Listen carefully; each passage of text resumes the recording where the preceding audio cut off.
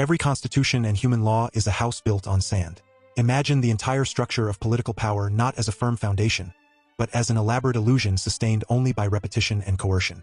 These foundational charters assert they hold ultimate rightful power over individuals across generations through supposed agreement or abstract principles. Yet when examined closely against the demands of genuine freedom and voluntary choice, their claims dissolve entirely. Recognizing this truth restores a profound sense of personal possibility rather than disorder. The reasoning strikes at the root and holds everywhere.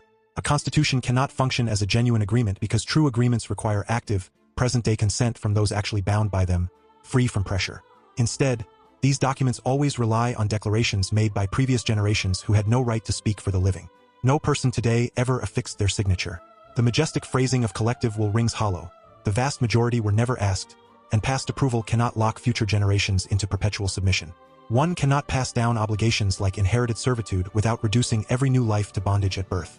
The common defense that remaining within the territory or accepting services equals agreement collapses under honest inspection. It mirrors a robber declaring your choice to hand over valuables proves willing participation. Enduring penalties for refusal is not consent but mere endurance. Clear logic reveals that no genuine power can exist without continuous, unmistakable, personal agreement, and no constitutional document has ever achieved this. Allow me a brief reminder. If any part of this discussion resonates with you, perhaps a striking insight or a powerful revelation, please consider liking the episode, sharing it with others, and ensuring you are following for future updates. Consider a simple but revealing analogy. Suppose a private club, association, or union drafts its own internal rules and then suddenly imposes those rules upon people who never joined, never agreed, and never sought membership, solely because the club's own document declares it has that power. Any reasonable mind would instantly recognize this as outrageous presumption. Yet this is precisely the mechanism every constitution employs on a vast scale, asserting dominance over countless individuals who never consented to the association. This truth reaches even deeper into the realm of personal ethics, where one's own sense of justice stands far above any inscribed rule or charter. When any arrangement demands participation in or indifference to evident wrongs, whether through its conflicts, its coercive apparatus, or its routine functions, the proper response is not submission but refusal. Inner moral awareness is not optional. It is the supreme guide that defines our humanity. Systems of majority decision or delegated representation only diffuse responsibility, transforming ordinary people into instruments of wrongdoing under the excuse that the charter requires it. The soundest arrangement is the one that interferes least, and followed through with integrity, it leads toward complete non-interference once individuals can manage their affairs through rational cooperation and free choice. That inner discomfort when power insists on loyalty in spite of evident harm is not mere defiance. It is the authentic human spirit rejecting reduction to a mere instrument. Looking more broadly, all political structures, constitutional included, operate through inherent force, designed to override individual judgment instead of encouraging it. They emerge from human weaknesses such as lack of understanding and the desire for dominance, then amplify those weaknesses by gathering power into limited hands. The outcome is fresh opportunities for oppression, perpetual conflict, and societies where genuine improvement halts because arrangements become fixed and untouchable. No generation should remain captive to the ideas of its predecessors. These charters promise steadiness yet actually produce stagnation, as people cease independent thought and bow before the text as though it possessed divine status. Real progress arises only through personal discernment and voluntary collaboration unburdened by imposed permanence. Any framework that attempts to freeze a particular way of life or thought harms development. It converts living, adaptable relations into inflexible commands. The same pattern appears in how these systems manage ownership and material affairs. Arrangements that sustain unequal control are not impartial. They rely on legal machinery that converts simple use or effort into instruments of taking and subjugation. When ownership grants the ability to extract without contribution, protected by statutes and enforcement, it amounts to theft, and the constitutional order serves mainly to legitimize it. Authentic fairness requires free exchanges, reciprocal understandings, and alliances of willing participants, rather than centralized power imposing conditions from above.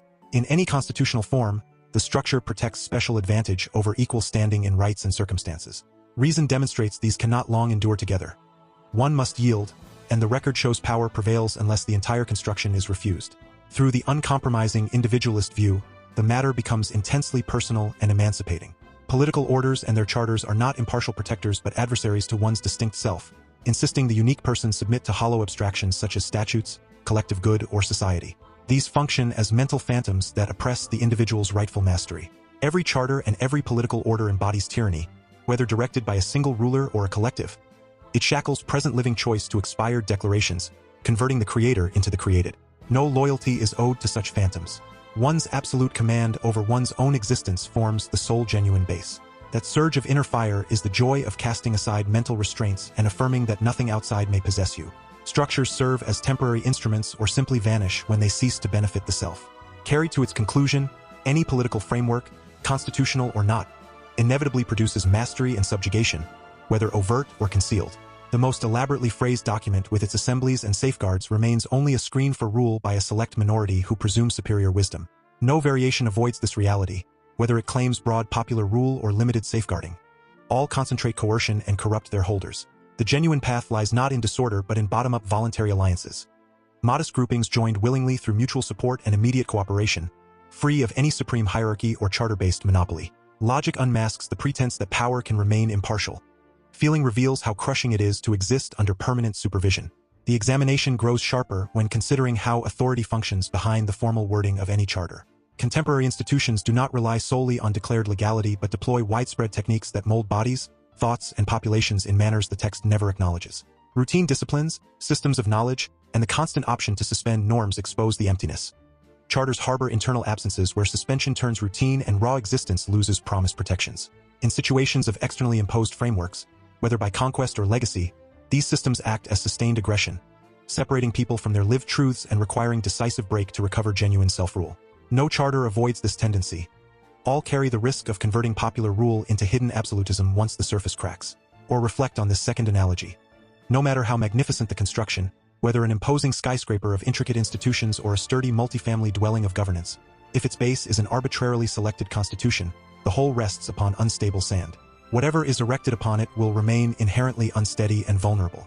No degree of impressive design, no matter how refined the planning or how many layers of regulation are stacked above, can compensate for that essential flaw beneath.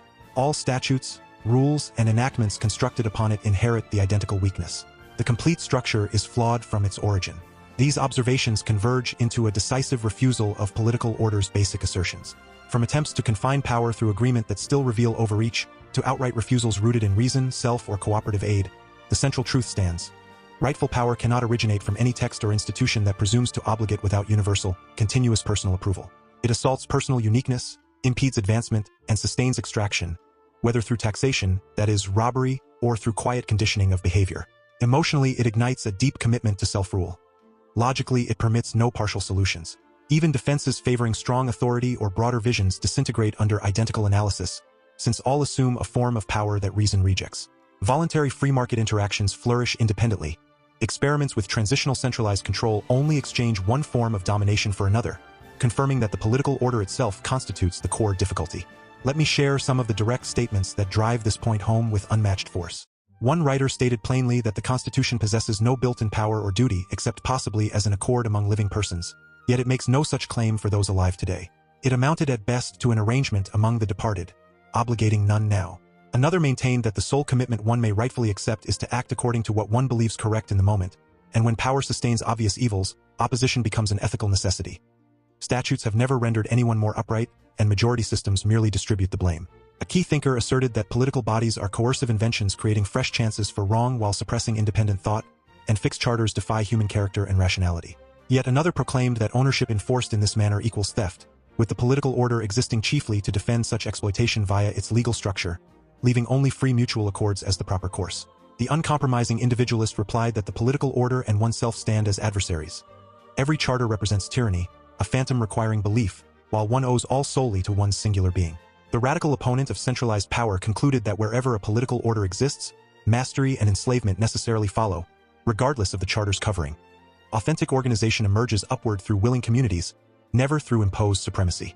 In closing, allow these perspectives to settle within you.